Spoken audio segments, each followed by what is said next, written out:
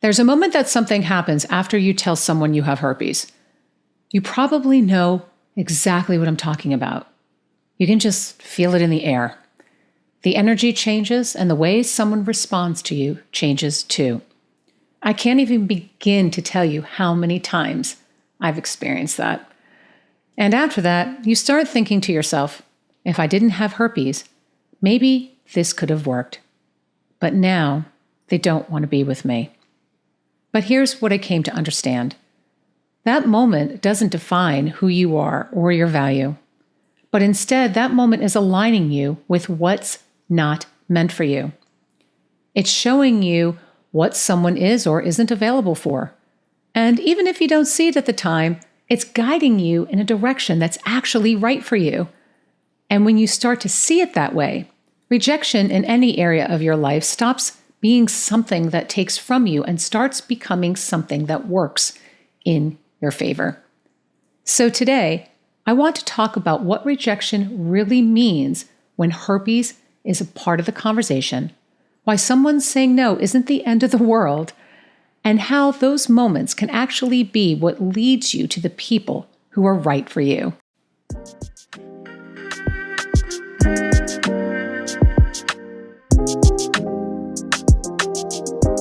Hi, I'm Kat Dupree, and I help people to navigate life with herpes. Rejection after disclosure is one of the biggest things people struggle with, and it's something I get asked about all the time. The experience of putting yourself out there, being honest, and then feeling someone pull back can change how you see dating and can change how you see yourself. Because in a moment like that, it's easy to take someone else's response and turn it into a conclusion about your value, your desirability, and what your future is going to look like. And once you do that, it starts to shape how you see yourself, how you show up, and what you believe is possible for you moving forward. So, in this episode, we're going to break that down and change how you see rejection and how you can use it in a positive way to start working for you instead of against you. So, I want to start here because rejection itself is one thing, but what really impacts you is what you make that moment mean. And this happens really quick. You can tell someone you have herpes, you feel something shift, and then your mind goes to town, filling in the rest. This is why they don't want me. This is going to keep happening to me. My dating life is ruined. And these thoughts feel true, not because anyone confirmed them, but because they line up with what you've already heard, what you've already been exposed to, and maybe even what you've already worried about. But here's the part that most people don't stop to look at. Those are just interpretations. They aren't facts. No one sat you down and said, this is what this means about your future, or this is how your dating life is going to go from now on. Your mind did that. And once that meaning is in place, your brain looks for more evidence to support it. So now every interaction gets interpreted in the same way. You start anticipating rejection before it even happens.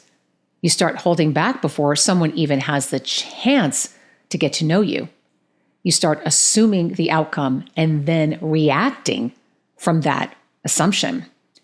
And this is where things begin to play out in a way that most people don't even realize. Because now it's not just about one experience. You literally start building all experiences around it. You're no longer just someone who had a moment where someone said no. Now it starts to feel like this is what happens to me and this is what dating is going to be like from now on. And when you get to that point, it's no longer the rejection that's affecting you. It's the meaning you've attached to it. Because rejection is just a moment, but the story you create around it, that's what continues to shape your experience. And if you don't question that story, it will start shaping how you show up in every interaction that follows. So before we even talk about how to handle rejection or how to move forward, you have to learn how to separate what actually happened from what you made it mean. And later in this episode, I'm going to walk you through exactly how you can do that so you can start seeing these moments more clearly instead of automatically defaulting to the same conclusions. Now, once you start to see that the meaning you're attaching to rejection is what's shaping your experience, the next step is to look at what's actually happening in that moment. First, I want to be real here. When someone pulls away after you tell them that you have herpes, it's more than likely because of that. It sucks, but it is what it is. But instead of giving it that meaning, I want you to try changing the interpretation. When someone says no to you, I want you to look at it this way: that they're showing you what they are or aren't available for. It's about their comfort level, their understanding, and what they're willing to move forward with. You see, most people take that moment and turn it into something personal, and they make it about their value instead of seeing it for what it is: information. It's showing you very clearly that this is not the right match for you. And when you start to see it that way, rejection stops being something that's working against you, and it starts becoming something that's pointing you towards better alignment. Look, the goal is not to be accepted by everyone. The goal is to be with someone who can meet you where you are. And if someone can't do that, it's better to know that early on, not after you've invested more time or gotten more attached, because a yes from the wrong person will cost you more than a no ever will. And once you look at it this way, you can start seeing it as something that helps you see things a little bit more clearly. Every time someone says no, they're making space for someone who will actually say yes. And this is the thing that most people don't really stop to think about, since they focus on what they think they lost instead of seeing what a no is actually doing for them. Because when you look at it that way, you'll realize that it's not holding you back, but instead, it's moving you forward. So, once you start to see rejection for what it actually is, the next question becomes, what do you do with it? Because it's one thing to understand this concept, but it's another thing to actually apply it in the moment, especially when you're right in the thick of it, like when you've opened up and then you feel that change in their energy. Because let's be honest, your thoughts and feelings just don't disappear overnight. But this is where you can choose to do something different, such as instead of going straight into, what does this person now think of me? You pause and you stop trying to figure them out, because at this point, there's nothing to figure out. They already gave you their answer, whether it's in their body language or by directly telling you. So at this point, it's not about them anymore. It's about how you process what just happened. Because this is what most people do. They take that moment and they turn it inward. They make it about their value and their desirability and their future. But you don't have to do that. Instead, you can let the moment be what it is. And what it is that someone made a decision based on where they're at. That's it. Nothing more, nothing less. And when you start to see it that way, you don't react the same way anymore. You stop over-explaining. You stop trying to convince someone to stay.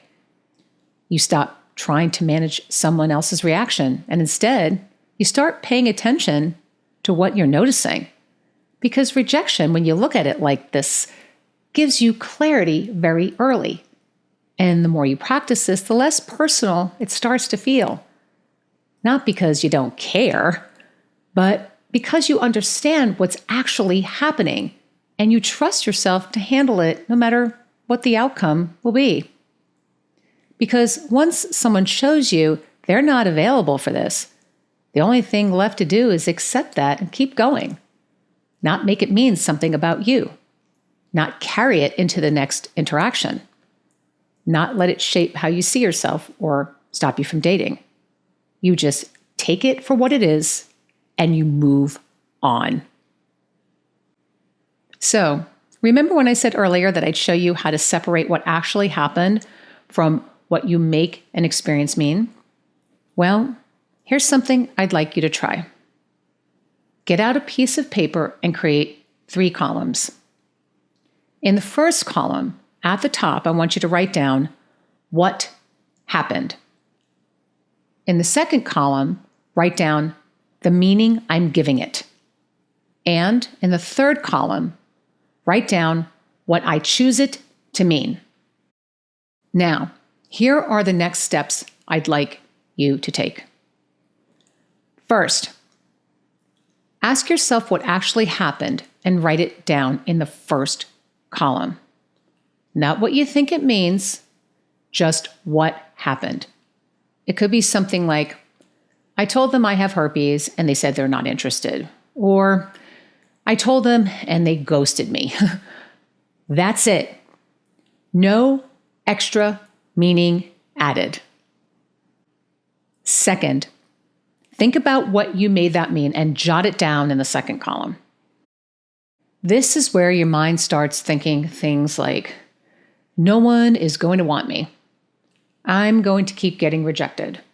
Herpes has ruined my chances at ever having a relationship. Don't overthink it. Just write down whatever comes up. Now, after you've separated the two, there's one last and very important step you should take. This is where you get to choose what the moment is going to mean for you instead. Third, choose the meaning you now want to give that moment. Take a look at everything you wrote down in the second column, and next to each meaning, choose a different one. For something like, no one is going to want me, you can change it to, not everyone is meant for me, and I'm going to keep putting myself out there. For, I'm going to keep getting rejected, you can change that to, it's okay that someone says no, because it's going to lead me to my yes. For herpes has ruined my chances at ever finding a relationship, change that to something like, many people with herpes go on to have amazing relationships, and so will I. Now, this is why that third step is so important. When you choose a new meaning, you're not just trying to feel better in the moment. You're changing how you experience that situation moving forward, because your brain is wired to assign meaning automatically. It takes your past experiences and what happened and quickly decides what it means. And that meaning is what drives how you feel. This is actually backed by psychology. It's called cognitive reappraisal. All that means is that you can take the same situation and assign it a different meaning, and your emotional response changes. So when you go back and choose a different meaning in the third column, you're interrupting that automatic reaction. You're not ignoring what happened. You're choosing how you want to experience it. And over time, that changes how you respond in these moments. So instead of rejection automatically turning into moments of self-doubt, it starts to feel more neutral, more manageable, and a lot easier to move on from. Because now you're not letting that moment define you. You're deciding what it means, not the situation, not them, but you. Well, that's all I have for today. I hope you enjoyed this episode. If you haven't subscribed yet, whether you're watching on YouTube or you're listening on audio, be sure to do that so that you don't miss future episodes. Also, if you're tired of navigating your condition alone, come and join us at Herpes Wellness. Membership gives you access to a private online community with forums, chat rooms, and monthly live streams where you can ask questions, make friends, find love, and get support from people who truly get what you are going through. If you want support on the go, you can download the Herpes Wellness app, available in both the App Store and in Google Play. The links to our website and the app are in the description. And if you're concerned about privacy, we've got you totally covered. The app icon and push notifications say H Wellness. So if someone happens to see your screen, you won't disclose your status unintentionally. And if you're enjoying the podcast, or if you have something you'd like to share, let me know in the comments. I would love to hear from you. Thanks again for tuning in, and I'll see you the next time on the Herpes Wellness Podcast. Bye for now.